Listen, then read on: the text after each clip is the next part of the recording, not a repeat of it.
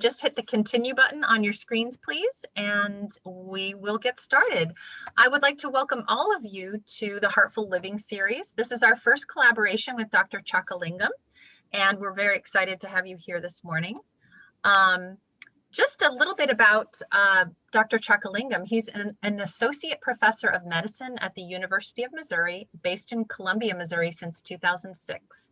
His major interest is stress, cardiomyopathy, mental stress, and holistic interventions, and has more than 65 publications.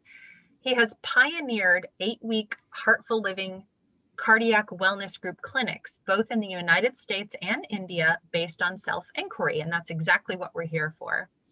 Since 2015, hundreds of patients have effortlessly lost weight and overcome heart disease while really enjoying life. His methods help doctors increase resilience and avoid burnout. With that, I would like to turn this over to Dr. Chakalingam. Good morning. Hello, everyone. Thanks so much, Jennifer and Walker, for inviting me to participate at Osher Learning Institute for our Heartful Living series. We've done this now formally for 5 years, informally probably for 15 years. And only now in the last 2 to 3 years, I'm seeing that the results are much more than I expected. So despite the COVID making life different and difficult in so many ways, it has actually helped our Heartful Living in the sense we are able to reach a much wider audience.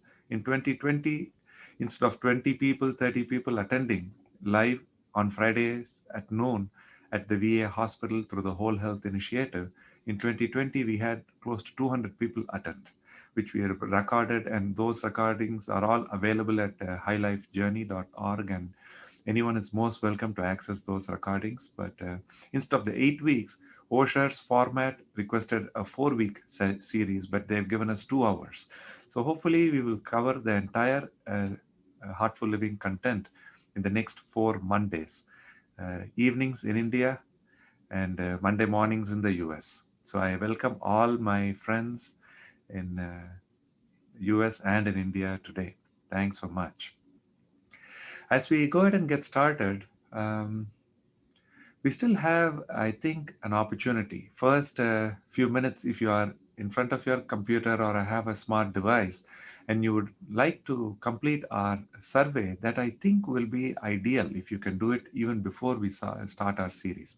This highlifejourney.org. Let me share my slides. Or maybe you don't even need the slides. I just text it in there. That way you'll know what we are talking about. And it's HILIFE, not HIGH, correct? Yes, I just texted it. highlifejourney.org. My request to you is, in case you have not yet filled the 10-minute survey, if you go to this website, you might be able to create a username and email address, which is with a password. And then once you do that, it will ask you a series of questions, including date of birth and waist circumference and LDL and HDL. Whatever you know, you try to answer. If you don't know that question, you should be able to just skip through and still complete the 5 to 10 minute survey. This survey helps us assess 5, 10, even 30-year risk of developing heart disease, as well as where we stand today with our resilience and mental well-being. So this is like a way of seeing where we are today and re-looking at ourselves 3 months, 4 months down the road. So this will help you understand your journey and help us refine our programming and publish some of these de-identified material so that others can also embrace these concepts and improve health world over. So that is the idea. High Life Journey is a non-profit which we initiated last year to help more give more structure to our Heartful Living programming. So it's completely anonymous, so nobody will have access to your personal information. There is no charge through Osher for the Heartful Living. When you come as my contact through my clinics and through the veterans who've signed up, And High Life Journey again is completely without any charge for participation. It only gives you access to the last 1-2 years worth of material that we have generated, and the patient results and things like that, which would hopefully encourage you towards deeper self-inquiry or mindfulness as you try these practices. So now I invite you to go to High Life Journey and take the next 5-10 minutes to complete that survey. While you are doing that, I'm happy to have a one-on-one open discussion with anyone who's here. First couple of minutes, I would probably prefer if people who already heard our Heartful Living programming, if they would like to share how it has been for them, either in person or if they joined last year on Zoom, if they can share how it worked for them, it may uh, guide the people who are joining us first time, either through Osher or people who are signing up first time. So first, let's open it up. If you can unmute yourself, who already done the High Life survey and who participated in Heartful Living, if you would like to share in a couple of minutes your experience, that will be wonderful. And I'll remind you that we have the settings so that you can unmute yourselves to ask questions or comments. Hi, good evening. I'm Dr. Rachna from Chennai. Hi, Anand. Good evening. Hello, everybody. Yeah. We can hear you. Thanks for joining us, Dr. Rachna. Most welcome. I would like to say that, yes, I have been following this program. And being a dentist in India, we work till late hours. So for us, night is still young after 9. And we normally have our sumptuous dinner only at around 9, 9:30 or even 10. So after following this program, what I have realized is that my food intake has become controlled. I can, relate with my hunger pangs. I know that when I'm feeling hungry, when I'm not feeling hungry, I've started eating very, very early. Earlier I used to, but then in between I had stopped. So I've started eating quite early, say around 7ish, and then I don't eat anything. If I feel hungry, then probably I go in for a glass of milk or a fruit at night. And then morning, I feel very fresh, very, energetic. And I'm not getting into those cravings. I don't have cravings for food. Oh, I want to eat this, I want to eat that. I feel my system is getting adjusted to this. And like I said, the intake has been controlled. So instead of eating like 3 chapatis, I'm very satisfied with 1.5. I'm not even talking about 2. I'm talking about 1.5. So I feel very happy about this. And yes, with this, there is a control over the emotions also. One feels very light, very happy, very controlled when it comes to emotions. So mental health is also a part of this. I have seen quite a lot of changes. Thank you, Anand. Thank you so much for introducing us to this program and for teaching us in detail and helping us while we've been dilly-dallying about the entire thing. Thank you for your consistency, and thank you to the entire university for making this great initiative. Thank you. Thanks so much for joining us, Rachna. I'm so glad that it is helping you. Anyone else wishes to share their experience? If it's not working, we still want to hear about it. If you've tried this and, doc, this doesn't work for me, please tell us now so that we can figure out how we can move forward. Okay, I try to do Good it. evening. Sorry. Good evening, sir, and to all of you. I like to share few points.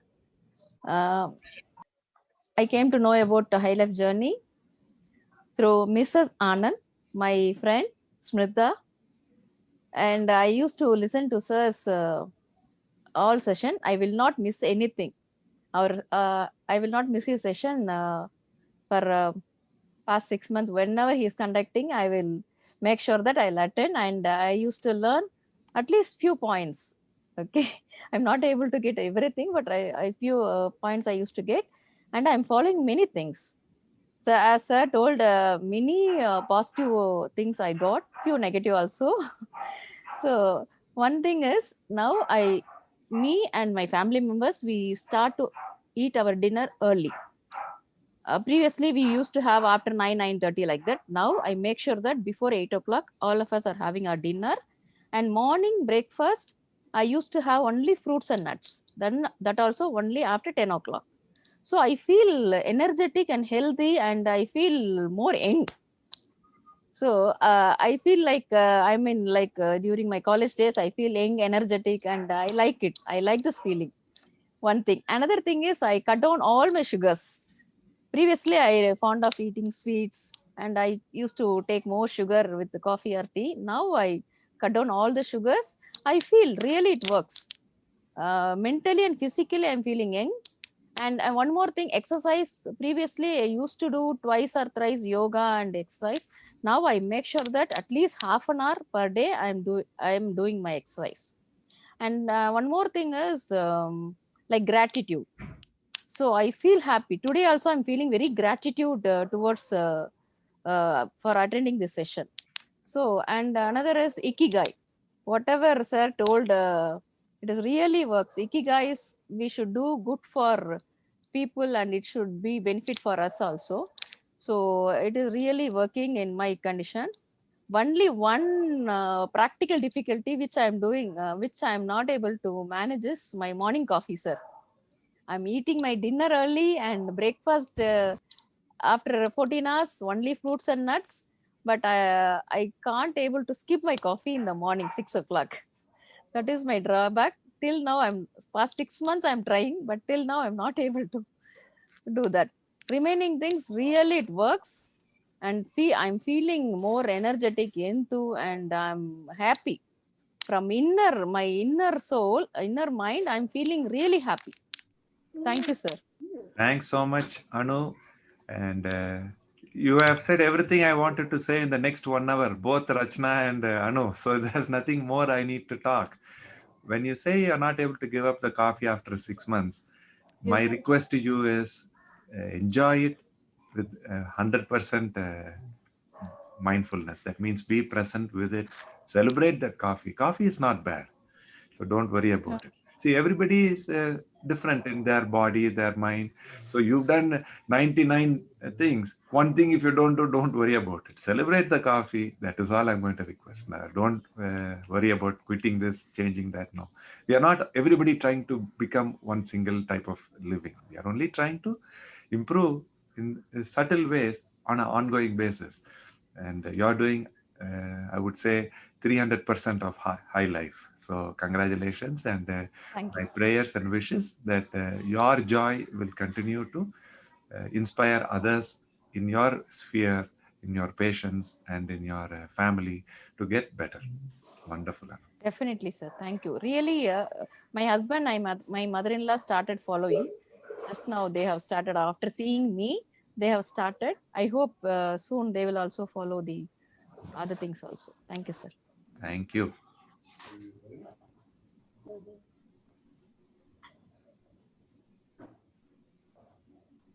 Anyone else who's participated in the past and has challenges, questions?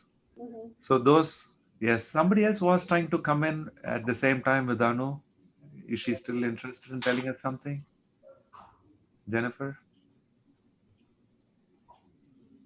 Yes.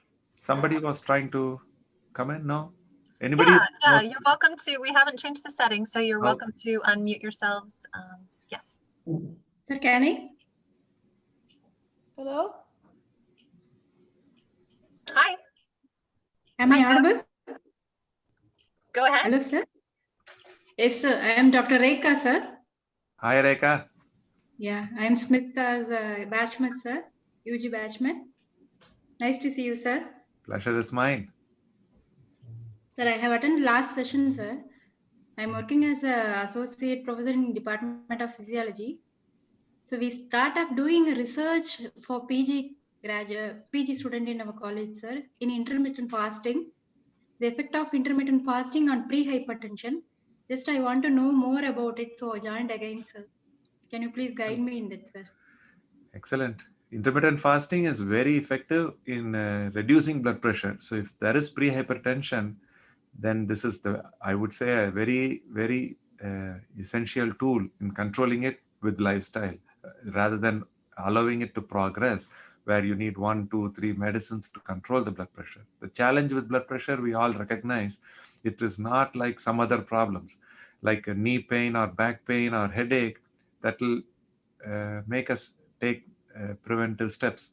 Whereas blood pressure has no symptoms, so people may not recognize it for some years.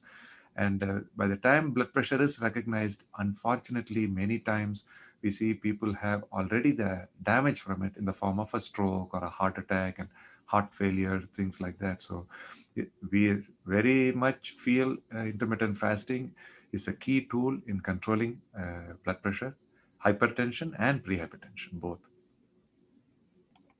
We started with this with your group only, sir.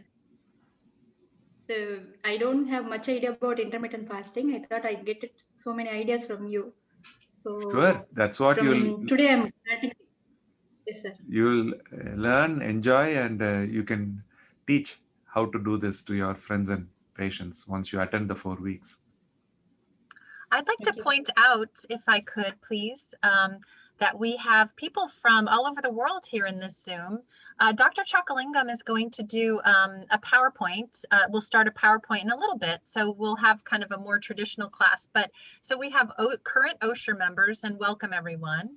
We have Dr. Chakalingam's colleagues, medical colleagues, and patients, both in Colombia and in India. Is that correct, Dr. Chakalingam?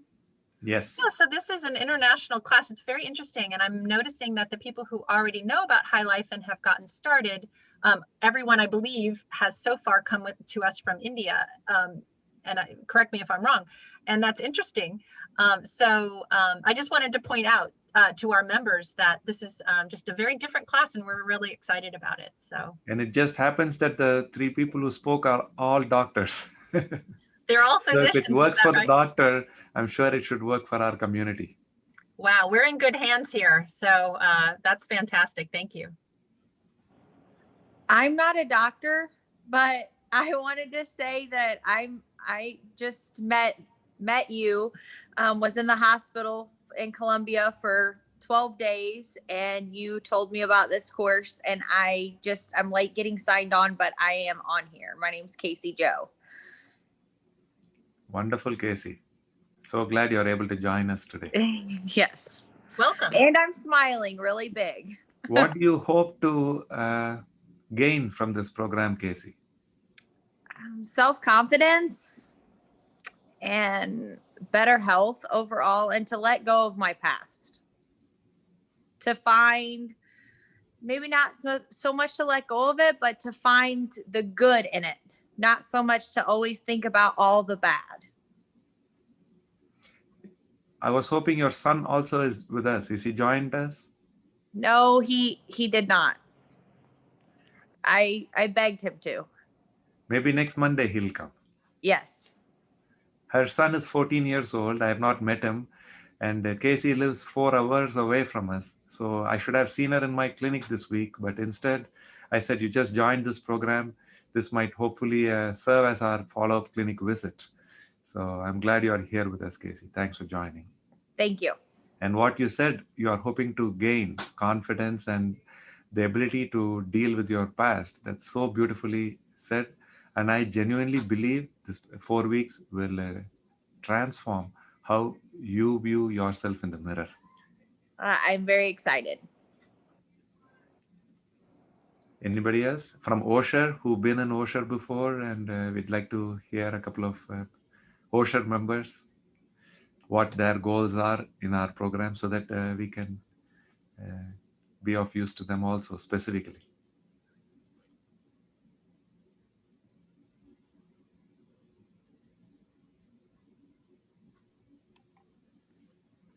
Anand, I am Dr. Chakalingam. Dear friends, I'm nice to see you all. I am from Chennai. I'm a cardiologist and Anand Chakalingam's father. I'm really happy that he is involved in making society more happier and healthier. That is what the goal of any doctor should be. And our Thiruvalluvar, you mean about 2000 years ago, our ancestor in Tamil Nadu, he said, the best doctor should be not treating the diseases. The best doctor is preventing a disease in the society is the most important. That is the thing Anand Chokaling from University of Missouri has taken up. I'm very happy that everyone should join. Once you listen and learn from him, please try to communicate the message the earliest to our next generation so that we can make that global society very healthy, thereby wealthy too. I'm so happy, proud about Anand.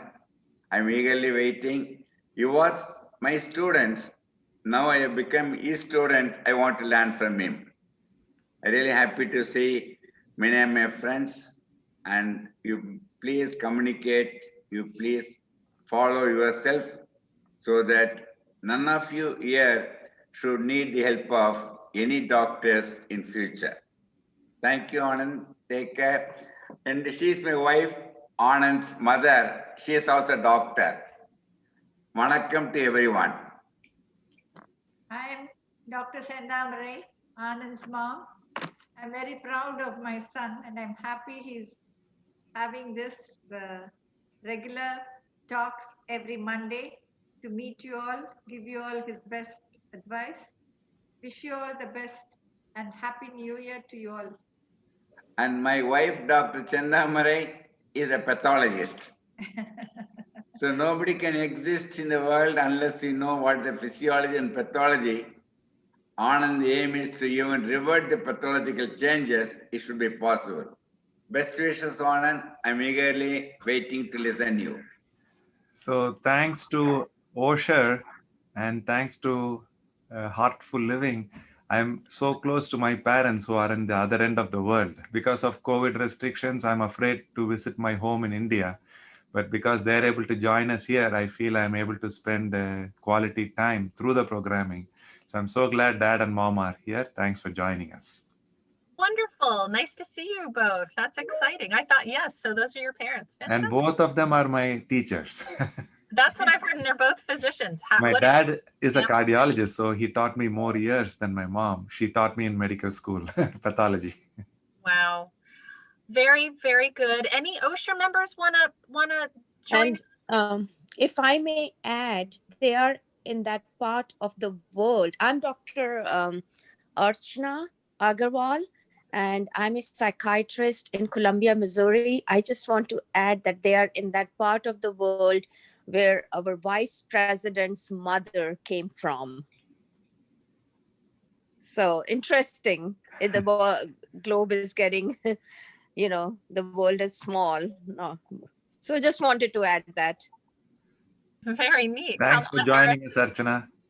Sure. My pleasure. Wonderful. I wanted to just point out, Dr. Chakalingam, that it's coming up on 9:30. So we might want to start with the PowerPoint. Is that right? Sure. Let's do that. Any Osher members, real fast? We'd like a couple of them to introduce yourselves and tell us what you might now expect, since you heard several others talk, what you would now expect to gain out of these 4 weeks from Osher. A couple of people. Hi, I'm Marcia. Can you hear me? Hi, Marcia. So I'm not an Osher member, but I know people at Osher, and a friend of mine, Deb Garricky, she informed me about you because her husband had a heart attack and he's seeing you. And she told me about the intermittent fasting, which I've heard about before through another friend. And I'm really looking forward to learning more through this. I especially like the holistic approach to our health. And actually, I'm down in my back today, so I'm laying on my couch. So hopefully I'll learn enough to make this never happen again. So thank you so much for what you're doing. It is amazing that you are joining us. I'm so glad. Well, normally the OSHR members are not shy to share their opinions and things, so we'll give you guys a pass for now, but we hope to hear from you. The last call, anyone wanna take part from OSHR? Marcia, thank you for sharing. And yeah, so I think we can get started. And like I said, you guys can unmute yourselves and ask questions, but we'll get started here. Thank you.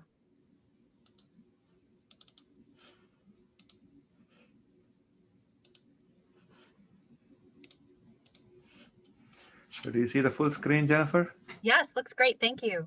Excellent. So we'll go ahead and get started. This is our first High Life series for 2021. We are starting with OSHR's help doing this as a 4-week programming on Mondays with the question, who am I, to start us off. We will touch upon how Siddha Yoga and positive psychology can be used with some of our Heartful Living tools to optimize our holistic wellness and longevity and health span. So that's what our idea is.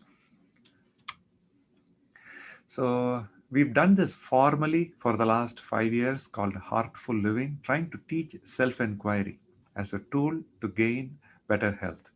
And we focus on the body, mind, and self-inquiry tools. And the idea is we can reduce the risk of heart attacks, gain confidence, reverse aging, minimize the need for medications, learn fun ways to exercise. So these are all the benefits that we have seen so many people in mid-Missouri embrace over the last 10 years. So the login information is here. So that's how you signed up. My invitation today is to invite more people for next Monday, whoever might be interested. Thanks to OSHR opening it up to our community, anybody can register for free if they contact OSHR for this particular series. And today the question is, who am I? Next Monday is, am I eating right? So eating is not just this diet, that diet, it is how we relate with food itself directly. And then the third session is on exercising enough. And the last one is, am I happy today? So these are the 4 sessions that we're going to have. And in this, we will cover the entire Heartful Living programming. So our disclosure is highlifejourney.org is a non-profit mobile health monitoring tool with which we are aiming to improve cardiac health and mental resilience for our community using self-inquiry. When we started this in 2015, we hoped about 10 to 20% improvement in our heart patients. Now in 2020, what we saw is 50 to 200% improvement. This is way beyond anything I had anticipated. So that actually makes me wake up even sooner in the morning. I'm in my office a lot of times, 3 o'clock in the morning, to try and get things moving, because there is so much that I'm trying to do through Heartful Living, and also not only through this specific program, but also to publish some of the experiences, results, so that other doctors and other people in the community may gain the confidence to embrace these very basic yet effective tools. So this is how our programming was in the last 5 years. First 30 minutes of a slide presentation like today, and then question answers for 15 minutes where we address specific issues and tailor the programming to individual patients. And then we practice mindfulness for 15 minutes. Different 8 weeks means 8 different mindfulness methods we would practice. So this is how our programming has been for the last 5 years. But now in the Zoom world, we are only trying to adapt and find better ways to actually do the mindfulness practice. And it is a work in progress. Next Monday, I'm sure will be a little more mindfulness practice than today. The Monday after, a little more. So this is all through the Zoom. So it's a little more challenging because earlier it used to be 20 people, patients, their families, doctors, nurses, and we will all gather in one auditorium and practice this. Whereas in the Zoom, it's a little more challenging to get the message across and do the actual mindfulness practice. So this is what we will cover today, what the challenge of holistic health really is in 2021, what our results are in Mid-Missouri over the last 5 years, the question of who am I a little more deeper, what does Siddha bring to this, as well as positive psychology, and then we will discuss two of our important aspects, the smile and the SOS, which is self-talk, observation, and silence. Smile is just smiling. So how all these things work, that's what we're going to cover in the next 45 minutes. And then we will have a time to practice some meditation. And then we'll come back to some more discussion and question answers before Jennifer asks us to leave this room. So we'll ask Walker to open this question. The first question that I'm posing is this. The world is becoming a better place to live. How many of us agree? How many of us don't agree? And this will just pop up on your screen. So just answer that and submit it, and we'll see the answers. So what do they click to agree and what do they have to click to disagree? It's just agree or disagree. Dr. Chakalingam, I think you see it differently as a co-host. Yeah, I don't see either yes or no. That's what I was wondering. So everybody has answered, it looks like, right? No? Pretty close. Yeah, pretty close. Jennifer won't let us go until we all answer.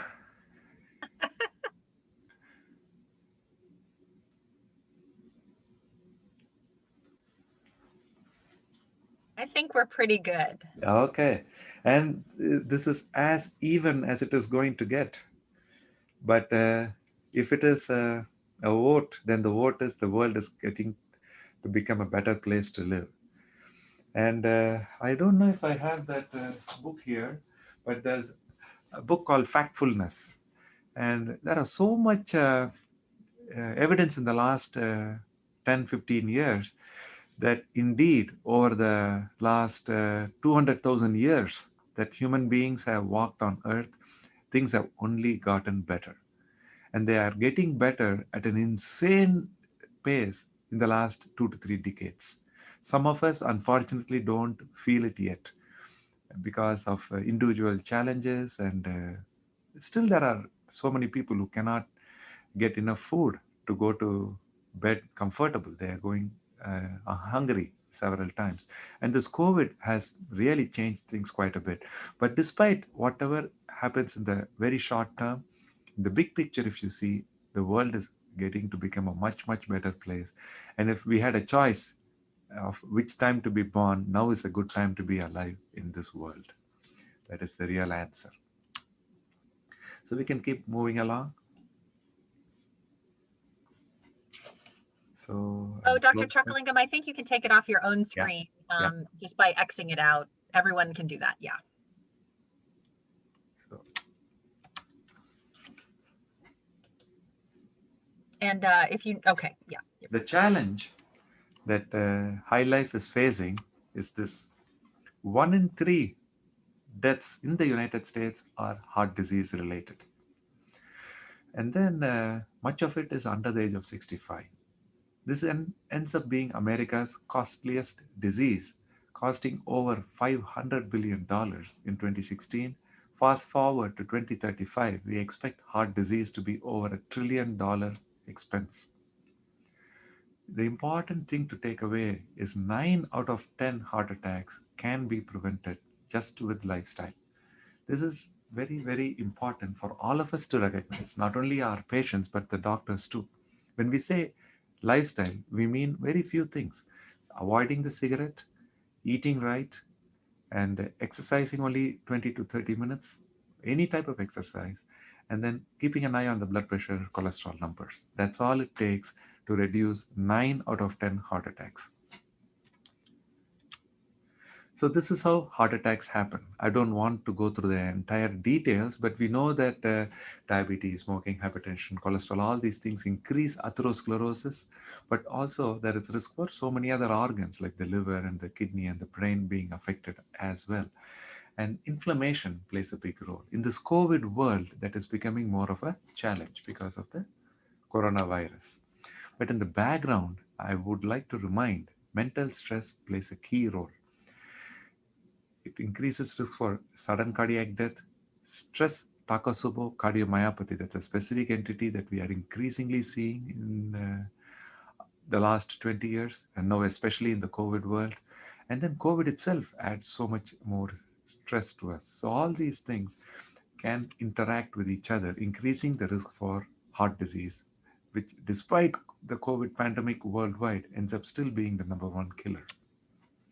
So how does depression get to the heart? This is a very simple thing to recognize, that our lifestyle is affected by our mental state. If we are stressed, depressed, our diet, our activity level, and smoking, all these things are more predisposed.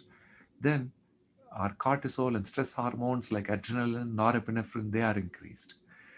Our blood itself becomes more clotting prone, thrombogenic, because platelet activity increases.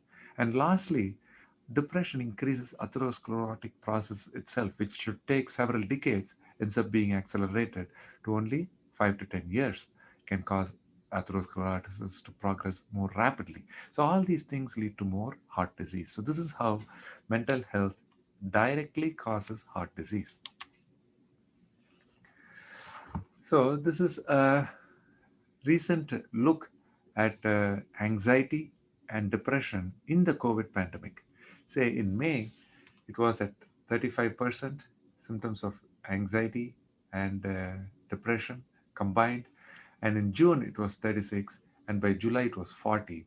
And now we are 6 more months into it. We don't have the most recent statistics, but I would say at least half of our world population is either stressed, depressed, or anxious now because of the added challenges from the COVID pandemic. Even before the pandemic started, this is what was going on in the United States. A healthy adults between the age of 20 and 70, in the 1960s, obesity was at 10%. By 2000, it was at 25%. But by 2030, it's at 35%.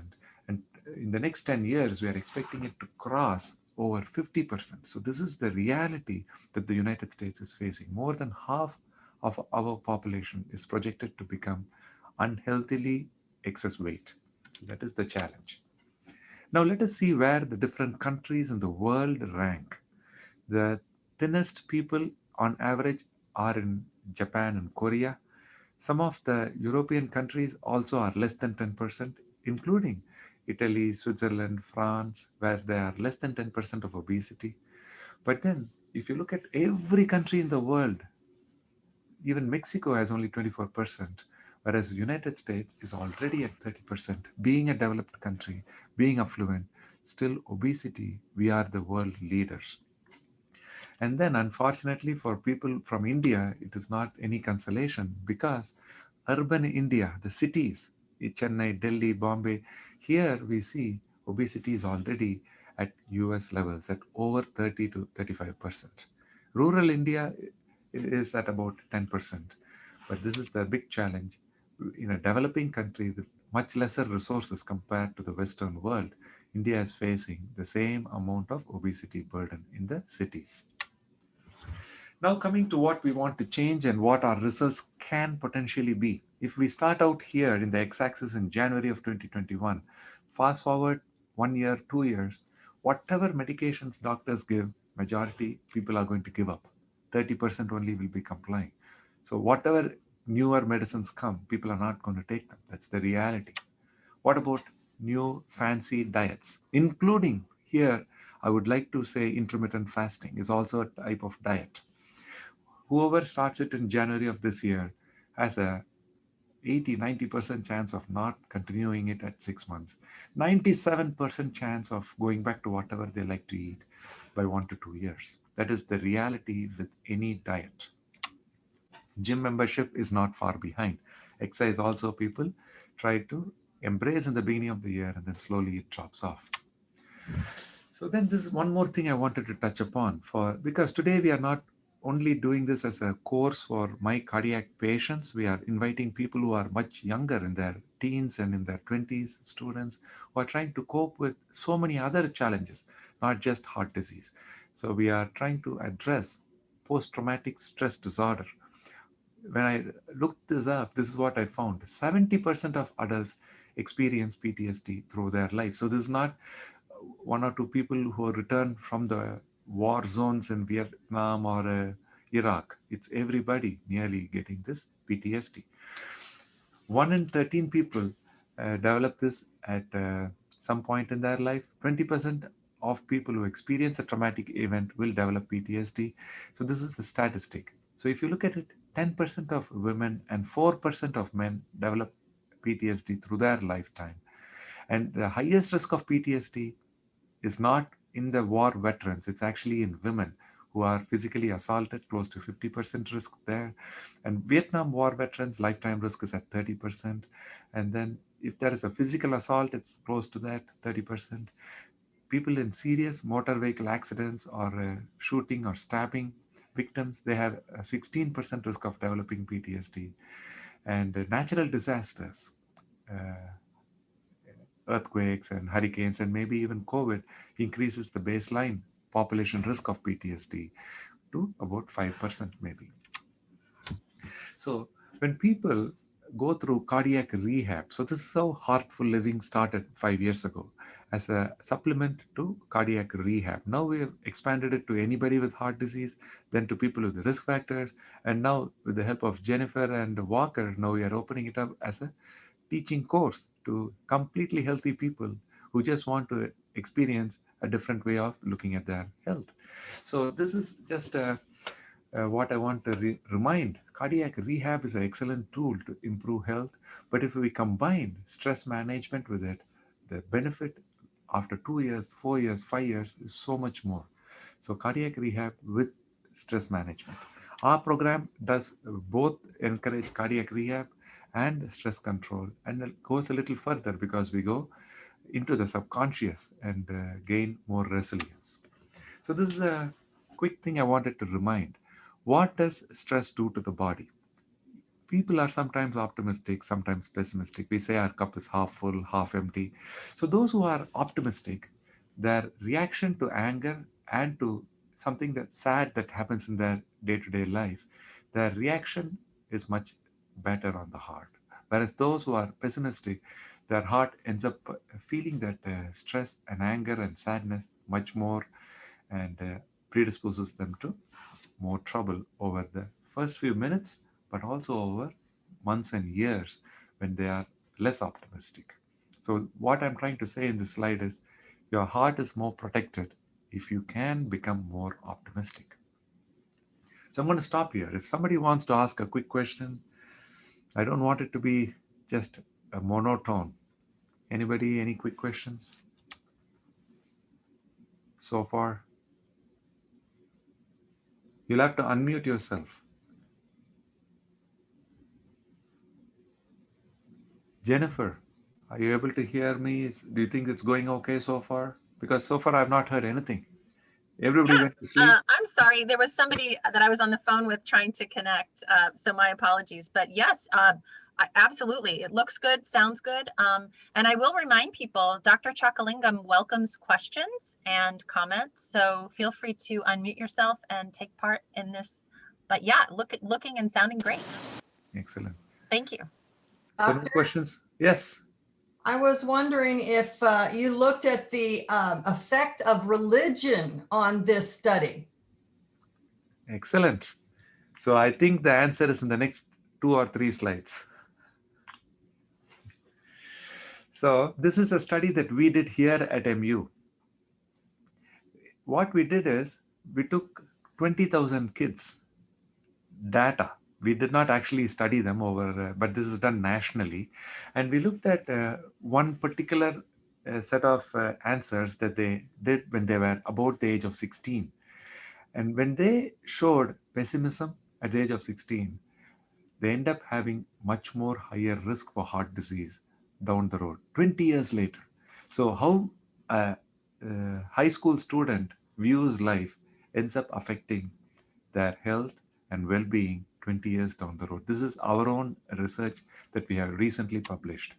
And same thing with mood. If kids at 16 are more stressed and depressed, their risk for excess weight and high blood pressure when they are about 15 years down the road, when they are young adults, is much higher.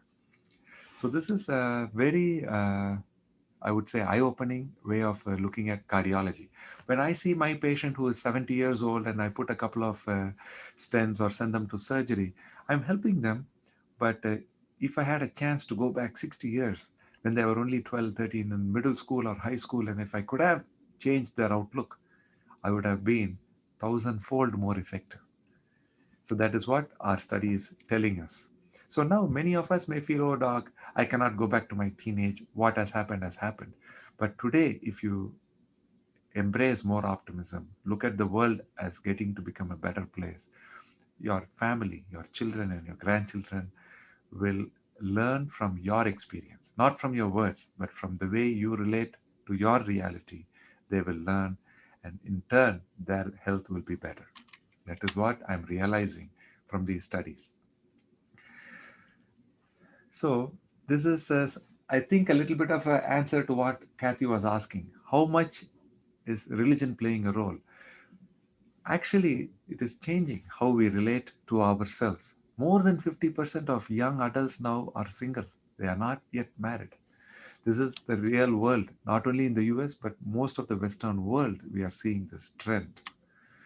And it is only increasing, this trend of people choosing to stay single. This is an alarming trend for me as a cardiologist, because I feel a family is such an important aspect of resilience and support and strength through a COVID pandemic or through whatever else life may throw at us. And this trend we are seeing throughout the world, the increasing single families. And then in the US, we are at about 25%, but Japan is more, and Germany leads the world at 40% of people choosing to be single. And now this answer to religion.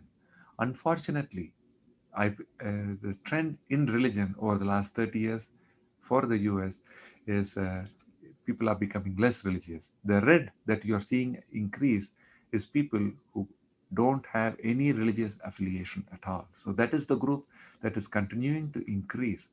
And this is an unhealthy trend as far as cardiac and mental health and holistic well-being is concerned. So this is again another graph showing the same trends. Having no religious affiliation is the group that is seeming to become more and more prevalent in the US. And this trend is increasing throughout the world. I just got you graphs from the US. This is another view of the whole world in a different scale. This Wednesday, I'm taking self-inquiry to psychiatry. I'm doing a grand rounds for our psychiatry department, and I'm inviting our psychology colleagues at University of Missouri to see how self-inquiry can help them help their patients with depression and anxiety. Because I've taken self-inquiry to physician groups and psychiatry groups that volunteer to help doctors cope with burnout, suicide risk. Doctors end up actually, unfortunately, having 4 times depression and suicide compared to the community. So when we take self-inquiry to our medical colleagues, we feel it has so much value to address depression, anxiety, and PTSD. So this is what is the scorecard for the whole world, 5.38. If we put all human beings in the world in a scale of 1 to 10, this is where we all average, 5.38. Okay? And that is after we have journeyed through 200,000 years at least as human beings, that we have walked this earth. We've been moving every day about 10 miles. That movement was necessary for food, for shelter, just to survive predators. 5 miles of walking, 5 miles of running on average is how our ancestors survived. And fast forward to the modern man, because of our much busier pace of work, standard American diet, unfortunately, the SAD diet is now embraced by most of the world. And that's basically the fast food, excess empty sugars and fatty content and excess meat that we are trying to recognize as contributing to our health problems. Being sedentary and loneliness, that's what we talked about, with more and more people making a choice to being single. So that is what has uh, led the world to become like this. It is not a trend in the US, it's a trend worldwide. So these are different people that I am dealing with. So these are all my own patients. The first one is a 69-year-old heart failure patient who has so many organs that are already failed, including the liver, her kidneys, her GI system with bleeding. So lungs are failed with very high pressure in the lungs. So this is a very, very ill patient. What about this second one? 65-year-old with heart failure and a leaky valve. This is a 73-year-old patient who's depressed, who's been married for 40 years, but last several decades, he's still sort of lived alone with no companionship within that marriage. This is a 64-year-old with three vessel heart disease. The heart has only three arteries taking blood throughout the heart. So basically all the arteries have tight blockages, and the heart surgeon is scheduled a surgery for next week. He has hypertension, cholesterol, diabetes, sleep apnea, asthma, obesity, seizure disorder, gastroesophageal reflux, and depression. So this is what my day-to-day life is taking care of. My heart patients means taking care of 10 other health issues as well. Now, this is a 59-year-old woman with heart failure and a fast heartbeat, which is both contributed by the high blood pressure. Somebody today asked me from India, can we use self-inquiry for pre-hypertension? Unfortunately, by the time I tackle my patients, they already have hypertension and the end organ damage, which is arrhythmia, heart failure, heart attack, so many strokes and this and that. But definitely self-inquiry helps with pre-hypertension. So these are few people that I'm dealing with. The question today to us is, can this type of theory, talking, philosophy, or self-inquiry, or whatever we call, will this help my patients? That is the real question. So that is where we will get into the results of Heartful Living. These are all patients who participated in our program, and that's why I bring their stories to you. So the first story is with angina. This is the patient with triple cell disease. This story I shared with you. Last year, he needed a bypass surgery. He participated in our complete 8-week series at the VA hospital, and he chose not to have any food for 50 days. That's nothing we recommend. We recommend once a week going without food, but he took 50 days of no food at all. So the weight sort of just plummeted. This is not a healthy trend. We don't want to encourage that in anybody. But this is what really happened. Our program gave him more confidence than we wanted to give him. But the result is not what I'm showing here. But after that, for a whole year, he has continued on a much healthier high life pathway. So this is the Heartful Living, where he has kept away from red meat, dairy products, and embraced more of a vegan diet, living alone. His children live close by, and he has some disabilities. But the reality is he has not needed that bypass surgery. His heart squeeze has gone up from 45 to 55. Normal squeeze is 55, so his heart function has normalized. He has no angina, and his medicines, which are at about 22, including diabetes medicines, have come down to about 2 or 3. That is not, I'm not talking about this 50 days of water only fast. I'm talking about his vegan lifestyle that he has embraced for a year. So that is his Heartful Living. Now I want to share a story of optimism. This is another patient I brought to you with not only the heart, liver, kidney, lungs. These are all the organs we have in our body. These are called the vital organs because they keep us living. She had all these things not working well. She embraced Heartful Living, and this is her weight graph. So her weight, like the earlier patient, did not plummet because of all these other health issues. Her weight was sort of about the same. So what am I trying to show you here? In what way did she get better? There are other ways of getting better. It is Heartful Living is not a weight loss program. It is, I would say, 10 times more than that. So I want you to hear what she had to say after embracing our methods. What do you feel grateful about? That I wake up every morning. Excellent. You started out saying that you're an optimistic person. I've always been optimistic and always figured I had at least the glass half full. Now, how do you look at your life? That my glass is always full and overflowing. So when she says it is overflowing, it is despite so many health issues. And when she recorded that clinic visit for me to share with the future High Life participants, she was bedbound because she had fractured her vertebrae, compression fractures. And this was recorded in May of 2020. In July, she had a GI complication. She was hospitalized with an infection that took her life. So she's not with us anymore. But look at how optimistic she was.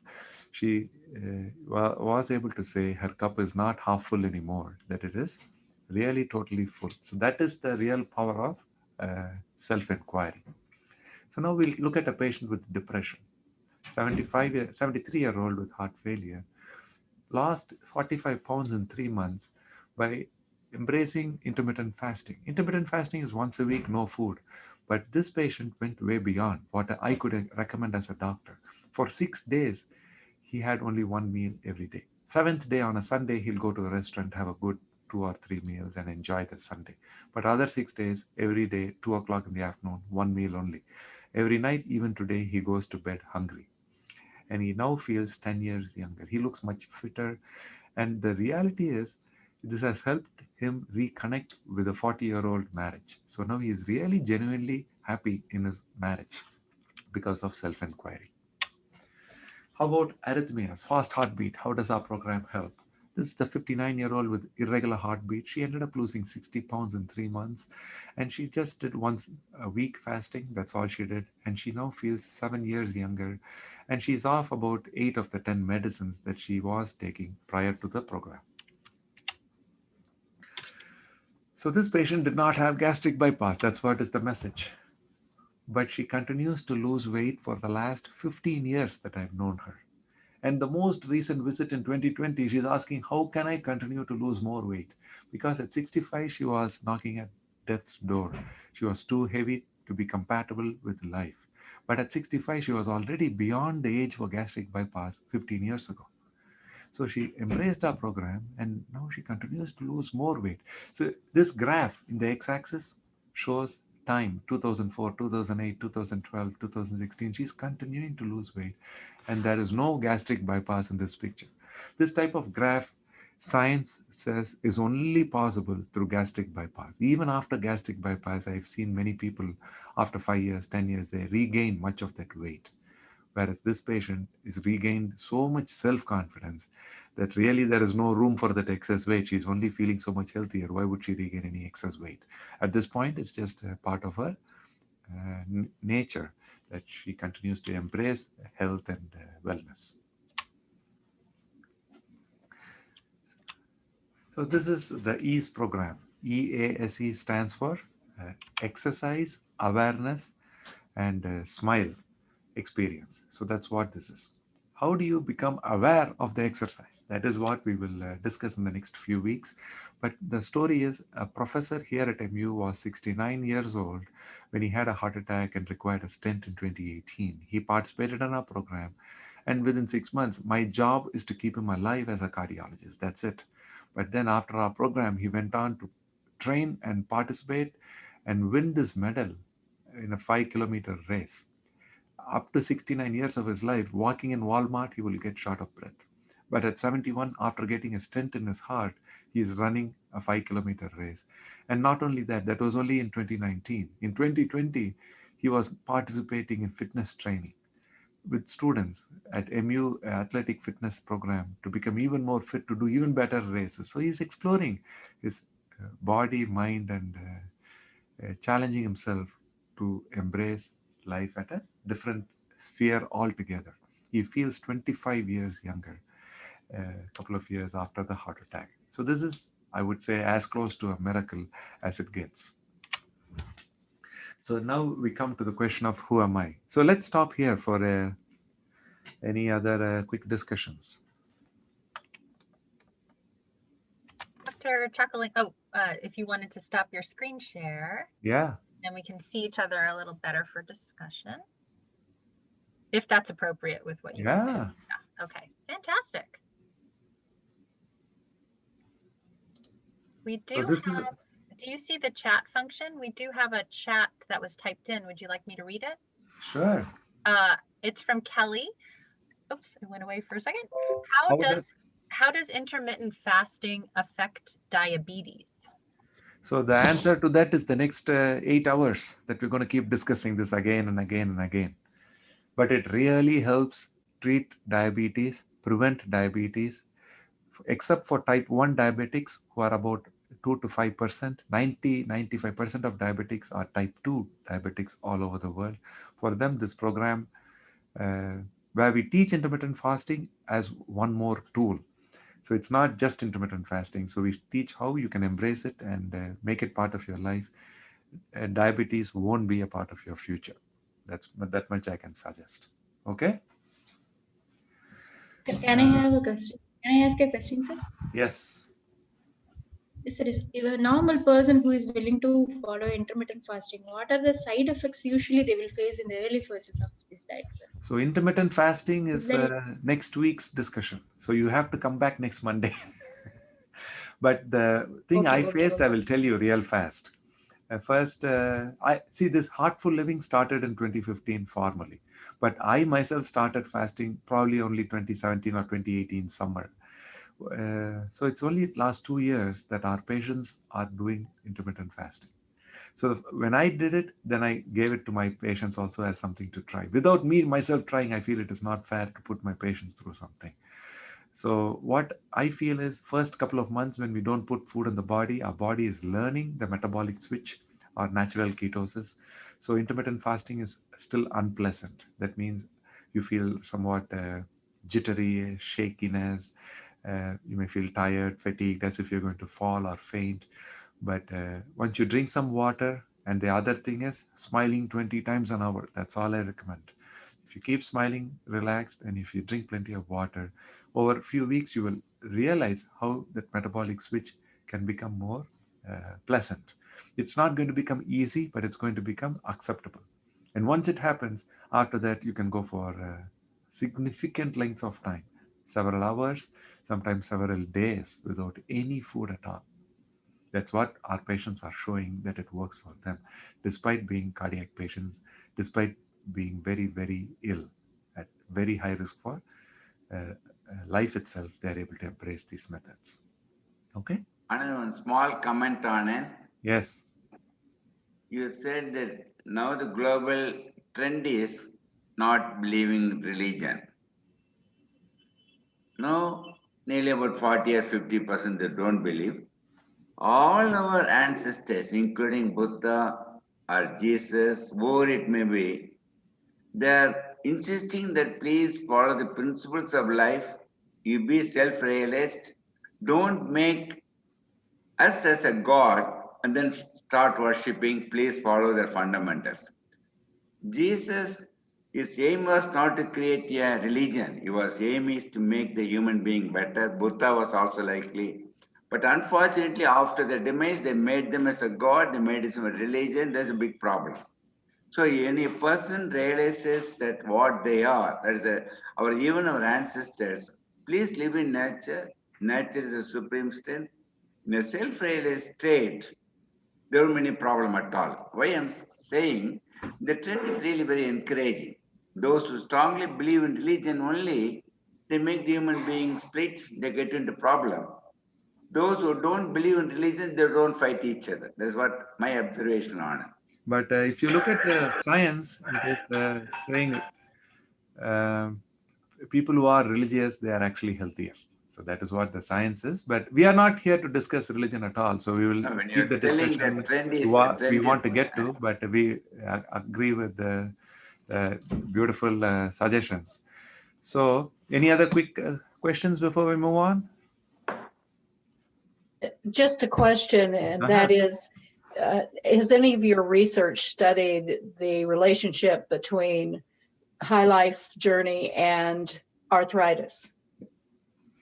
I believe arthritis is a lot of times related to excess weight. So through high life, if we can lose excess weight, it's going to address it directly. But then even for people who are thin, who are not at all obese, who have BMI which is only 22, ideal body weight, even for them, I personally believe high life will be of a lot of help in dealing with any type of arthritis. And the reason for that is inflammation. Self-inquiry is all aiming at reducing stress, reducing inflammation, and that plays a significant role in any arthritis, any body pain. Thanks for bringing that. But have I studied it? No. But have my patients reported they are feeling better? So many, including some in my own family, have called me and said after embracing this 14 hours of no food at night, their joint pains have gone away, which they've had for 20, 30 years. So I'm a tennis player myself. For me, this has helped me stay away from back pain and leg pain because I play on cement tennis courts and I'm in my late 40s. So playing every other day is not easy on the body. But now I'm playing every day instead of every other day because the body is able to tolerate it better. Because I believe the level of inflammation in my body is lesser. The recovery is faster. Make sense? Excellent. Thanks so much for bringing that. So, shall we go back to complete this? Sounds good. Okay. So I am going to share my screen again. So now we'll have the, do you see the screen? Yep. And then, perfect. Yep, we see it. So we'll start with a question. I try to understand myself better. Great, How and we're many going to do this as a poll on your screen. So just wait one moment for Walker to pull that up. Jennifer gave us 2 hours. Already we are past more than an hour. We have only 45 more minutes today. So I'll probably end up going pretty fast through the rest of my slides so that I want to cover at least what I brought today. So in this question, there is no ambiguity. Some very few said they don't try to understand themselves, but anyone who has not yet spoken. So from here on, people who spoken to us in our group will not have much opportunity to talk because I have close to another 60 minutes of material myself, but I want to speed that up and I want to give chance to people who've never spoken so far today. So for them, if somebody can unmute themselves and tell me very briefly how you have tried to understand yourself better. We have only 1 minute. So 2 or 3 people, if you can tell me briefly how you try to understand yourself better. This is Joan. Am I unmuted? Yes. I'm a yogi, sort of. I've been on yoga for a long time and a meditator.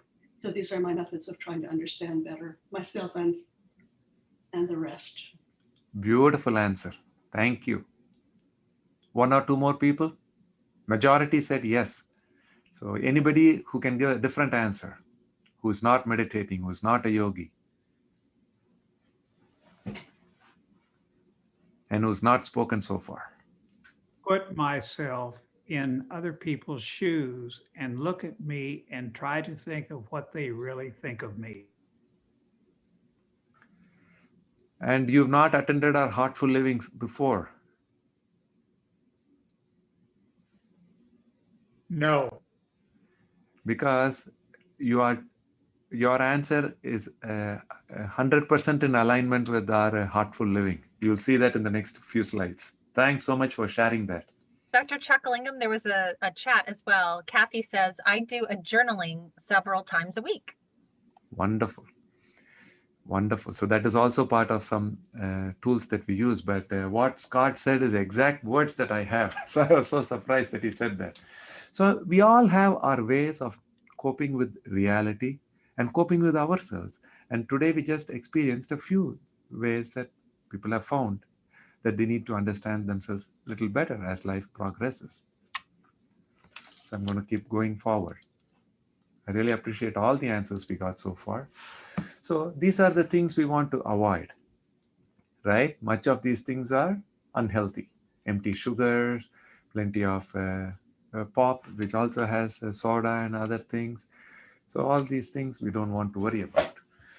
So this is what is knowledge. On the left side, you see that we accumulate knowledge over generations. It gives us a lot of power, success, and that is the source of all the learning, including today's series.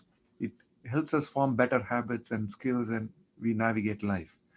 But what Joanne said, she does yoga, is not with this knowledge. She learns yoga, but she does self-inquiry, because yoga or self-inquiry is a way of unlearning.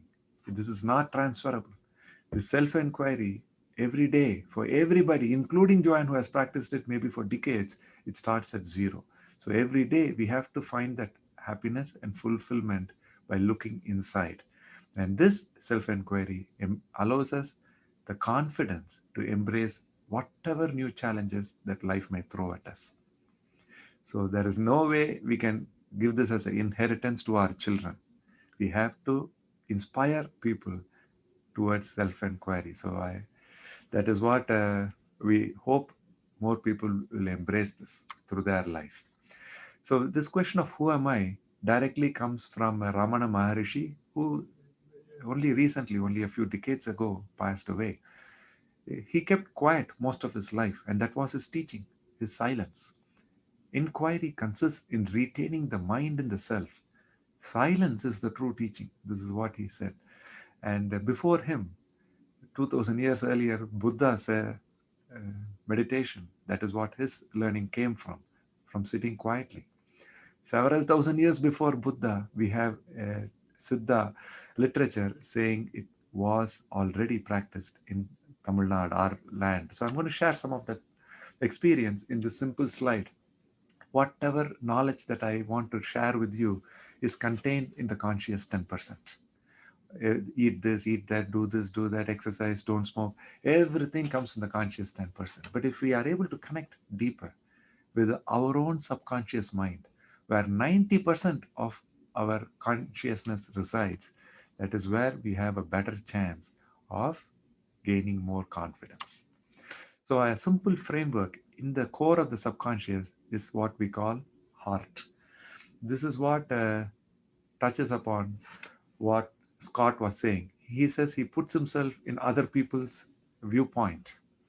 So the logical mind works through our willpower, our thinking, and we have a barrier to engage with the subconscious. But that subconscious is where our emotions, values, habits, they all reside.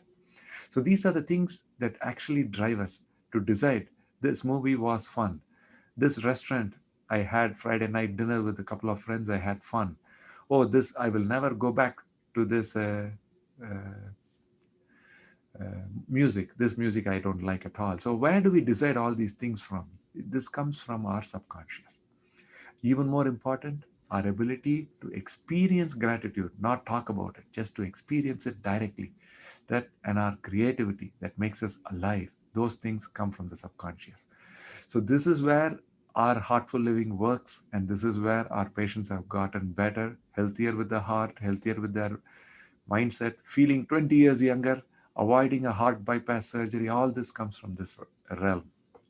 So what is this framework to understand the core of the heart of the subconscious? This is what it is. Being humble, no matter where we are in life, whether we are struggling or whether we are succeeding, if we can relate to ourselves with humility, that itself is being at the core of the consciousness. Being empathetic towards others' challenges and their stresses and connecting with them genuinely. Connecting with your own goals, dreams, aspirations, and being able to wake up in the morning and saying, I'm making my best effort towards my goals. That itself is connecting with your core. And this reciprocation is what Scott was talking about. Giving the others the benefit of doubt in any interaction with your neighbor, with your husband, with your child. Give them that benefit of doubt that they are doing their best. This is what do to them, do to others what you would like them to do to you. If you put yourself in somebody else's shoes, that is what is reciprocation. With just these 4 simple tools, you are able to break through the limitations of the logical mind and experience life deeper. This trust is just a byproduct. Once you have more trust, life becomes 10 times, even 100 times easier. That is how heart patients, despite so many health issues, she was able to say 2 months before losing her life that her life is totally full and overflowing. That is the level of confidence and trust with life that you will experience for yourself. So until 2020, I was telling in my Heartful Living clinics, don't accept your cup as half empty. Wait, inquire, seek within yourself to find that your cup is half full. For those who are optimistic, don't stop there. Continue to explore, ask who you are, do the self inquiry until you find that your cup is totally full and overflowing.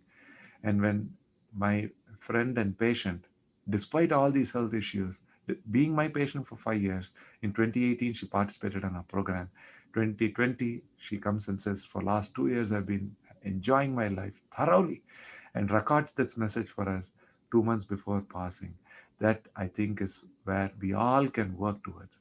So don't stop until your cup is totally full and overflowing. If this program helps you, that is fine. If some other tool helps you, that is fine. If religion helps you, that is perfectly fine. Anything, till you feel that life is amazing, don't stop. Okay? That is the real message of self-inquiry. So these are the tools that we have used for the last 15 years. Mindfulness, meditation, experience of gratitude. The next book I want to write is called Seeking Gratitude. How that experience itself has helped our heart patients. That's what I want to write a small book on. How to connect with love and with your own creativity. How you can use sports and exercise and the body as a tool to experience self-inquiry. Flow is a concept we talk about. Intermittent fasting, Ikigai, which Dr. Anuradha really seems to enjoy, and then silence. All these things are just some tools. We have several more, but these are the key tools that we've been embracing. Since 2018, fasting has become one of the tools, but now it has become the reason why people listen to Anand anymore, because they are able to connect with fasting faster than some of the other tools. So the next question, if in trouble, I look for solutions within me, first of all, before I look for outside answers. Can you put up this question, Jennifer? It's up. There we go.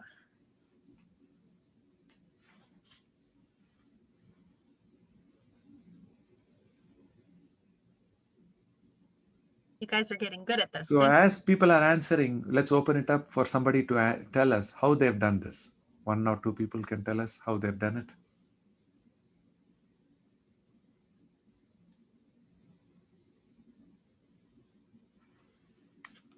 Anybody who has not spoken so far? Majority are able to relate to this.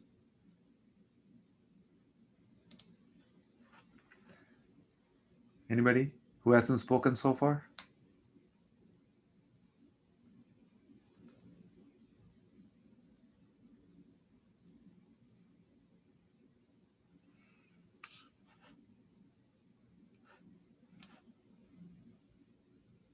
If nobody wants to talk, we'll just keep going ahead. We have quite a bit more. I'll just say, I'm sorry. So I usually would think about, like, what I can do different, especially like in a relationship trouble or something. A lot of the times, like by giving love, that can help, and just feeling empathy towards the person. And I'm just trying to think if any other trouble, but usually, we can solve those by making some change inside us. Beautiful. Thanks so much, Archana. But the thing Sure. with Archana is she is not just a participant. She's herself a psychiatrist. So for her, it may be more intuitive to do these things. But we invite everybody to first see if we can fix something within ourselves before we blame it on outside issues. Thanks so much, Archana. We'll keep you. Chakalingam, we did get a chat. Nancy says, when prescribed medicine for heartburn, I looked inward of what may be causing the problem and changed my behavior and declined medication. And then Thanks so much. That's a beautiful way of, that is what we teach. When I see any patient for the first time in my office, I tell them 80% of your health is in your hands. 20% is with the medicines, stents, bypass surgeries, these things that I can do for you. So that really is what she's saying. She wanted to help herself, and then you can look out to get help from outside. Beautiful. And then I'll say one more, and then I'll just let you be aware of a question, Dr. Chakalingam. But Casey Joe says, I rethink what has happened and see if it's how I have acted to cause a problem, reminding myself I need to stop and think before I act. Beautiful. And then Diane asked a little earlier, what is Ikigai? Yes. If you say all that, then you will not come back to next Monday's session. I have to hold back something for next Monday. Anything else? We'll keep going. Sounds good. Okay. So where does Siddha come in? What is the role of positive psychology in all this? This is where human beings started. From small organisms, then even the trees started out here, and then smaller, bigger organisms, multicellular organisms, insects. And then this is what we know. The mammals came, and then the monkeys came, and from the early monkey ancestors, we evolved. So this is what we have now come to accept. Do you know how long this has been around? Since Darwin. Before him, this was not even something the Western world thought or knew or even explored. I'm showing you a translation from Tolkapium. This book was written about 4,000-5,000 years ago. This is the earliest grammar text that is available in any language in the world. It's available in Tamil. You see the Tamil text here? This is where I come from, Tamil Nadu. And this predates Tirukkural. That is what my dad quoted. That is 2,000 years old. Tirukkural, this is probably twice as old or even older. And this is not a Tamil literature. This is a grammar text. So before this was written, there must have been several hundred or thousand years of literature for them to say, this is how grammar should be. So this is insane compared to any science that we understand, how this culture has prospered. I'm not here to say I'm very proud of my culture, which I am, but I am here to say that we all can learn from what our ancestors experienced 3,000-5,000 years ago. At this point, they had already recognized 6 senses. So I'm going to go very fast through this. The first sense is touch, like that they are describing. And this is the English translation. And this is all available on Google. So this is text itself. I just Googled and figured it out for free. So this is what this text is saying, Tolkapiam. This is the order of the senses evolution. Touch, taste, smell, sight, hearing, and consciousness. So this is how all of the life forms have evolved. And this is the plants, small fish, termites, crabs, and then the beasts have hearing, and humans have consciousness. The nuance 5,000 years ago is not in what I just shared, is in this next slide. What they are saying is human beings automatically are not self-conscious. There are several of us who, when we do not use our mind in the sufficient sense, we are at the level of the beasts. And not all animals stop at the beast level. There are some animals that are able to gain consciousness. This much our ancestors have perceived several thousand years ago. And what is super consciousness? This we have discussed in our advanced series last October and November. So that's also available if you go to highlifejourney.org. So that we don't have that much time to discuss these things, but it's very humbling to see several thousand years ago how without a microscope, without electricity, without so many tools that we take for granted, our ancestors had this level of insight and perception.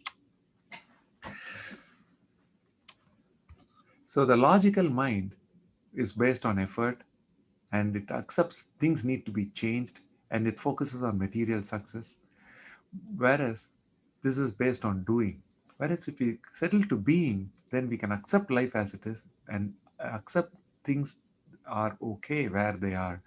And we might find that we need much lesser to move forward. So that is, I would say, more of an Eastern mindset, but that has not led to more success. We have to merge both these systems, doing right and finding time to let go and just be. This many of you may be familiar with. This is the Maslow's hierarchy of human needs. We cannot talk philosophy until we have enough food in our belly and some thirst is quenched. And then we need some safety. And then we need connection with people. And those who have all these three things, then they look for self-esteem, for power and recognition in society. And those who have achieved all this, then they are free of all these challenges. Then they go seeking self-actualization. This is what Maslow felt. Then they reach maximum potential, creativity, things like that. Maslow did not talk about self-inquiry, but he perceived it towards the end of his life. He discussed transcendence when he saw so many people going, not even caring for their own full potential or power or anything. They gave up even their life for a cause that was much bigger than themselves. So that he described as transcendence. And that is where I believe we can find our strength, no matter which stage of our existence we may be. And this was my theory for the last 20 years. So I put it to formal test with my own patients 5 years ago. And what we found is all these levels can be transcended despite health issues, despite being heart patients knocking, death knocking on their doors. And that is what is high life. Wherever we are, we all have challenges. We all are trying to cope with life. But you connect with high life and you will find that everything becomes more meaningful and we can achieve the best potential with our life. So for that, where we are as a cardiologist, putting stents is out there, but changing lifestyle is much deeper. Changing motivation is even deeper. So that is where we are able to work with high life, finding religious, spiritual meaning, and finding the reason for our existence. That is what is the real self-inquiry. So this is how we have improved heart attack risk, diabetes, hypertension, cholesterol, and cancer risk. This is how we believe we are able to address anxiety, stress, PTSD, depression, burnout, and resilience for physicians. And long-term risk of dementia, we believe, comes down dramatically.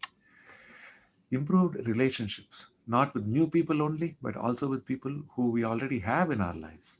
Performance in our job or whatever we set our attention towards, being able to find happiness and confidence, ultimately the energy that is needed to do better in life.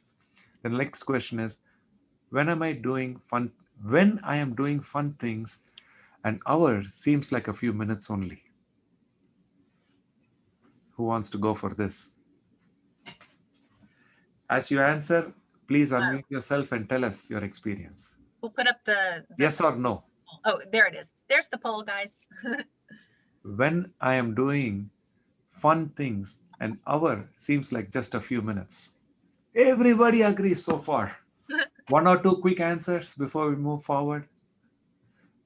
See, this level of agreement with that statement tells me that my slide set, I can move through much faster. Thank you.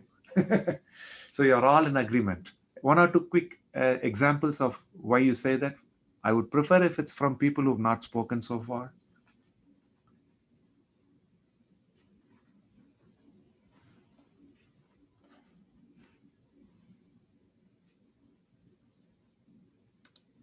Anybody? Yeah, I think it's because you get totally immersed in the activity. And give an example. And therefore, what activity you feel that?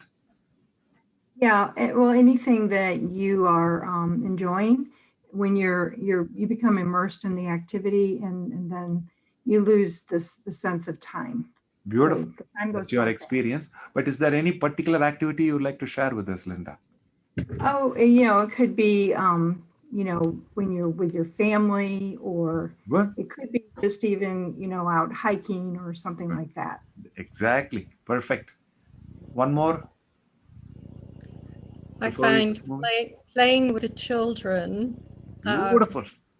I lose track of time when I'm playing with children. Thank you. Thank you for sharing that. So this is what is heartful living. So how to do it more scientifically, that's all you're going to learn in the next 3 sessions. So I'll keep going on.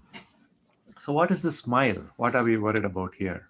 So smile means self-inquiry based multi-generational involvement in lifestyle enhancement. What we are saying is not only my patient, who is my actual uh, concern, I'm also inviting their families, spouses, their children who are at not heart patients, but who may be at risk down the road, even grandchildren, anybody above the age of 10, we are inviting to our Heartful Living series.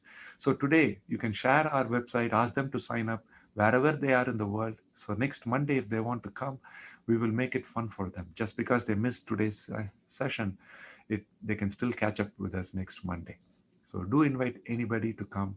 And I genuinely believe down the road, the risk for heart trouble and health issues will be that much lesser if we involve the youth in our own circles with this type of self-inquiry. That is what is smile. So the other thing with smile is my request to smile 20 times every hour that we are awake. And do complete this high life survey online. Some of you already have, thanks so much. But those who joined us today, please complete that initial 10-minute survey. I know the website is not perfect, but none of the answers we share with anybody. So it's a very secure portal. We only use that information to do more research on how to improve our program. And you can look at it yourself by going back 3-4 months down the road, retaking the survey and seeing for yourself how you have changed your view on world, and spread the word about this program. Ask children and your friends, anybody to join us next week. Okay, that is my request to you today. So why 20 times? The answer is children all the time are smiling. On average, if you measure, it's about 30-40 times. Even when I ask you to smile 20 times an hour, I'm only asking you to smile half as much as children. Okay, so now comes the last. Self-talk, observation, and silence. This comes from sports psychology. To when I'm in trouble in a tennis match, when I'm playing a teenager and he's got too much energy and I'm feeling my age, I do some self-talk, some self-motivation. So now with all of you having muted your mics, that's perfectly fine.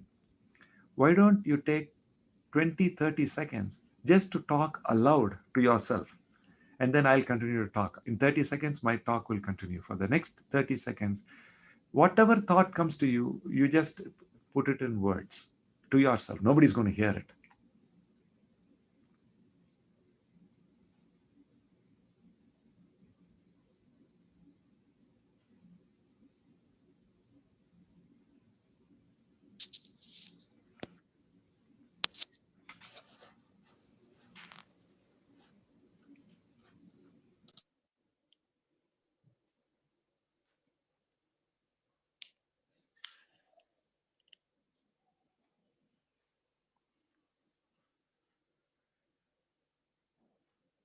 So you all talk to yourself.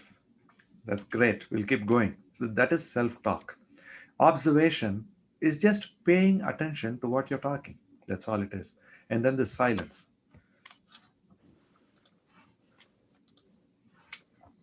So self-inquiry is the science of higher consciousness, which we are using to improve our health. And much more importantly than improving health is to celebrate life itself. Health is not just how many years we live. Health span means how many years we are healthy. That is more important. And we can improve our health span to more than 100 years through self-inquiry, because we use positive psychology, mindfulness meditation, Siddha techniques, yoga techniques, and the latest evidence-based cardiology to bring to you high life. So this website that you might have checked out when you answered these questions is emphasizing the importance of self-inquiry so that we can get healthier. So I invite you to log in and explore, view some of the prior lectures, and share this website with anybody who might be interested in getting healthier. So the idea behind Heartful Living is I can help my heart patients get better. Whereas the idea behind High Life Journey is to let anybody recognize these tools and experience self-inquiry on their own time in their own life without even coming to our sessions. So that is the idea behind High Life Journey. But still, it's the same self-inquiry and methods. So this is a book that we just released a couple of weeks ago. And in India, the print version is still not available, but you can get it in India through Kindle, and you can download it and view it in your computers. In the US, you can order the paper copy. I think it is like $9, but the Kindle version is only $3 online if you're able to get this book. And it's a very quick read. It's only 1 or 2 hours, very short book, you can call it, on the health benefits of a deeper mind-body connection that changes how we view our world, helps our health, and can potentially change our destiny. That is the real message from this simple read. I invite you to get this book, read it if possible before next Monday, and then review it on Amazon. When people put more reviews on Amazon, apparently Amazon moves it up and more people will buy it. So it's a positive feedback which we can use to encourage more people to recognize the value of our methods. And so that's what this book is all about. It's a very quick read. It's a very big print and very easy for anybody to read. I'd really love to hear back from you personally and through your Amazon reviews, so that the next Seeking Gratitude will be even more useful when we get to write it. So this is what is the quick and short of Heartful Living. Currently, we request you to go 14 hours without food. So if you finish your dinner at 7 p.m. and brush your teeth at 7 p.m., the breakfast can be at 9 a.m. So 14 hours. This everybody can do it. Even if you're insulin requiring diabetic, you can do it.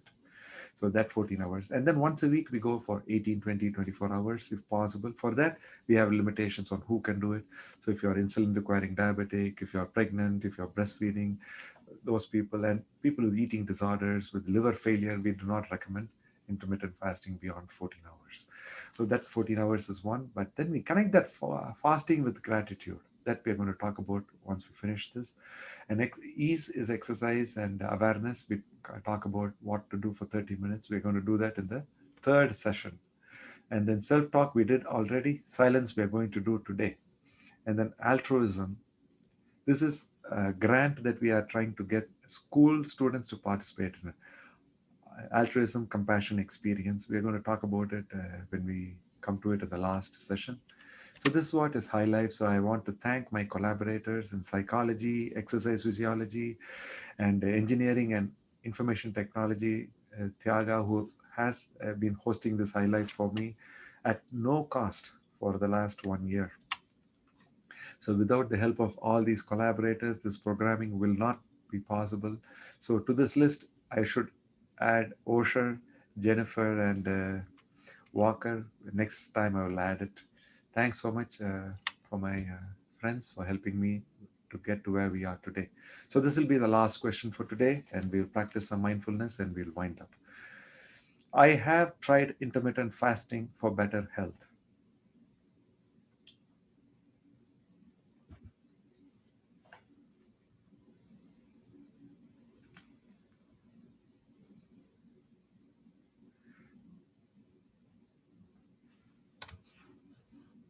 Majority have already voted, and many, 2/3 have not yet tried intermittent fasting. I'm going to close this poll.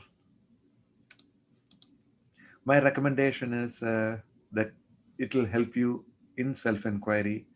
And today, if you ask me, this is the #1 tool that we have for self-inquiry, better than anything else we have in our offering. So this is a look at ourselves. If you look at the screen, you can look at the center point is where we are this minute. We are reasonably comfortable at our own home or office and listening to this Heartful Living discussion. In x-axis, going back is the past. Going forward over time, it can be a few minutes, few days, even years you can go forward. This it's a picture of consciousness itself. This is my diagrammatic representation of our mind. So in the y-axis, what I'm representing is level of comfort. I know somebody wasn't feeling up to sitting, so she was lying down and listening to us today. I'm doing pretty healthy right now, and right now I'll say I'm at 20, 40, whatever. I'm feeling optimistic about this present moment. Some people may have arthritis or headache, or I might have created more anxiety. Whatever is going on might be in the negative, but hopefully everybody is more in the positive side. But what I'm trying to show is wherever we are, mindfulness makes us more able to absorb the moment. That is what is mindfulness that I'm showing to you in the yellow. If you look at generally, many people, our regrets in the past overshadow the gratitude we have for life itself. The anxiety towards our future overshadows the amount of fulfillment we are able to perceive towards our future. So this is the reality for most human beings throughout the world. So mindfulness allows us more width. When we practice self-inquiry, we practice mindfulness. And when I show this extra width, what I'm showing is our ability to withstand negative things that happen, like COVID or an earthquake or a motor vehicle accident or losing a job or whatever, becomes a little easier when we are more mindful. And same thing, when we have good things happen to us, we are more able to accept it and receive it if we are more mindful. So in Heartful Living, we teach mindfulness through meditation, but the real goal is not just meditative practice, it is bigger. Heartful Living means not just the blue, it's not just the yellow, it's the blue. So what I'm trying to show here is expanding consciousness at the subconscious level. That is what I'm trying to show is the real scope of Heartful Living. So once that happens, we are able to gain better perspective about how grateful we should be for our past, whatever be our story. Everybody's story is not a journey of success, of health, of privilege. So whatever our story is, we can still find gratitude in our past. Whatever anxieties we have, we can still find fulfillment as we look forward towards our future. So that is what is Heartful Living. This was a theory in 2015. By 2020, it was shown that it works for so many of our patients. So I believe for my residents and cardiology fellows, it works. My colleagues who do intervention in my university hospital, they go in and put stents 24/7. They are doing intermittent fasting even on days they are working. My interventional colleagues who are in their 30s. So they are doing it because they believe it's going to help them gain more resilience and better health. So these are the tools we use: participating in sports, finding hobbies, fasting, finding a calling. That is what is Ikigai. So we're going to keep coming back to these concepts. But this slide, it's what it shows. By expanding our subconscious connection with the heart, we are able to expand consciousness to our advantage. This much is the advantage. This is what our patient experienced 2 months before she died. That much level of gratitude and fulfillment. That is possible, not through logic. It is not going to happen, how much ever you think about it, but it will happen once you gain trust in yourself. So that is what I want to leave you with today. So I thought I was extremely happy until Kulfi, this is our golden doodle, 2.5-month-old pup that came January 1, 2021 into our lives because my 11-year-old daughter really wanted to have a pet. So this is very similar to the picture I took today morning. Today morning at 7 o'clock at home, this is how our consciousness is. It is safe and comfortable indoors. It is okay, right? Being indoors. And this is not a permanent cage. It is only a temporary thing for the night till he is potty trained. But consciousness can be opened to new experiences towards life itself. So learning is what consciousness is all about. As long as we are learning and experiencing this inner growth, that is what is self-inquiry, understanding ourselves in new light. And even that is only theory. So how do we translate mindfulness next to heartful living? So that is what this is. So consciousness is not a theory, it is action, it is movement. So we perceive our mind, our body, and our life energy in that movement. So that is what is heartful living. So this was described by Mihai Csikszentmihalyi in 1975 as the optimal engagement with a task free from self-consciousness and intrinsically enjoyable state. Everybody in today's meeting said, yes, I experienced this, which is loss of sense of time when you are doing something that is fun. So this is one of the first things we've been embracing for the last 15 years as heartful living. Fasting came way later. So this is what is the flow experience. So for me, I'm a tennis player. My skill after 10 years, if you say, is somewhere here.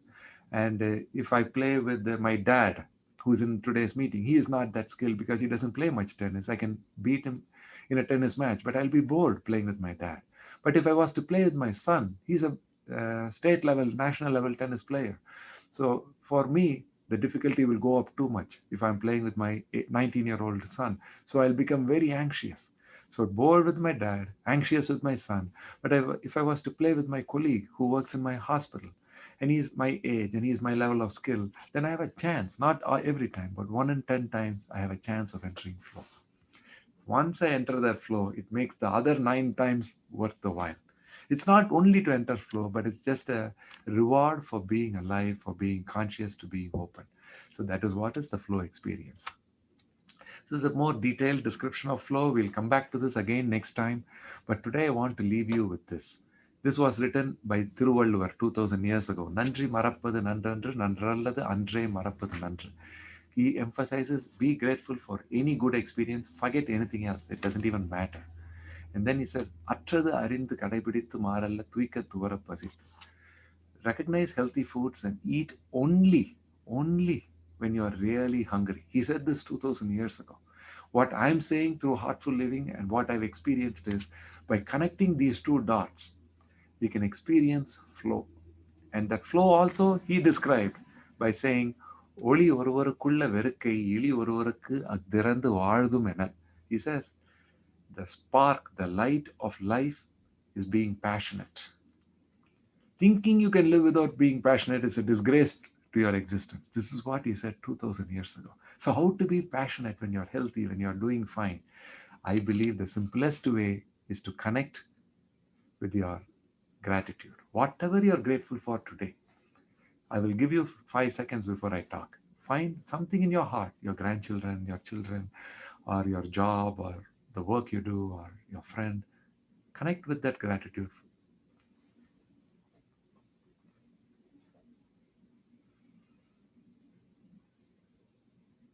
So that is a logical connection that you just made. Yes, I'm grateful for my kulfi, the new lab golden retriever, golden doodle that we have at home. I'm grateful for my puppy. Like that, we can think of anything. It can be a small thing, it can be a big thing. But that connection with that gratitude gives me the strength to be a little hungry, little more hungry. That hunger is the self-inquiry. So self-inquiry is no more a theory. It is no more a philosophy. Even Ramana Maharishi, when he sat in his silence, he did not give it to us in a plate like we are experiencing today. Now, I'm not only giving it to you from my experience, I'm giving the experience of so many hundreds of my patients who are enjoying better health in their 60s, 70s, and 80s. So that is the confidence that I want you to take with you today when we close this session. That find a little bit of gratitude to be a little more hungry. So when I say you're hungry, find the 20 smiles in that hour that you're hungry also, and drink a little more water, and come back next Monday and tell me if you are able to do those 14 hours. That will be wonderful. One day, next week, the next 6 days, if you can go a little longer, 16 hours, 18 hours, when you're not challenged with a lot of work commitments, or if you don't have to drive a school bus, or if you don't have to fly a plane to London across the Atlantic Ocean, if it's a reasonably quiet day for you, try to go a little longer without food. If you're insulin requiring diabetic, don't even try this yet, okay? But just try the 14-hour overnight fast. So this is what is the hunger gratitude experience. So today's mindfulness session, actually, we are going to spread it over the next 6 days that we are not going to be talking. So you find little gratitude. If you want to journal it, High Life Journey has a opportunity for you every day to log in there. And it's again, nobody else is going to be able to view it. It's only you and the administration of that website, which is me and my colleague in India who's running the website. That's it. And we don't plan to share your personal information with anybody. So it's very secure. But if you don't need our website, you want to journal it in your own home, that is perfectly fine. Just document something you're grateful for and see how that allows you to stay a little more hungry to complete the 14 hours overnight. Okay, so we have only another couple of minutes. So as we close this, I want to remind you that silence is a beautiful experience. There are so many health benefits of being silent. So we are at the end of our slideshow. So a logical mind will help you concentrate, use your intelligence, be more productive, and compete better in the world. But a high life does 10 times more. It allows you to effortlessly be attentive, connect with your passion, find your creativity, and it allows us to cooperate and look at the world in a better light. So your thoughts and your mind are great, but through self-inquiry, when you connect with your heart, you will find that the thoughts in your logical mind also all along, just like your hand or your leg, is another tool for you to celebrate life. That's all the full benefit of all our mind and our logic, to connect with our complete consciousness. That's what I'm going to leave you with. And Jennifer may actually close this session. And I'm going to sit down after this session is over for 10 minutes. And I invite you also to sit down for 10 minutes. Start with a smile. So I'll tell you how to sit down. And then as we do that, the 11 o'clock mark will approach and the recording can stop. No worries, Jennifer. So sit as erect as you can in your chair. Push yourself back as much as you can. I'm going to close the power slide. So can you see me? So sit as far back in your chair as you can. If you're lying down and you can't sit up, that's fine. Relax the legs, then relax your body. Spend 10 minutes every day in the morning and every day in the evening like this. Let's start the first 10 minutes this way. Relax your shoulders, relax your neck. Don't, unless you have to lie down, if you can sit up, don't let your head rest anywhere. And then for the next 10 minutes, you can start with a smile, but even the smile is not needed. Just focus on the breath, or you can focus on a light in your heart, or on something that you're grateful for. It can be anything. Start with that gratitude, but try to gently bring your attention back to the breath or to the light in your heart. And then just to sit there for a few minutes. So today's session was wonderful. I thank you as I leave you in meditation. After 10 minutes, get up and continue your wonderful day. Good luck for the week ahead. I'll see you all next week.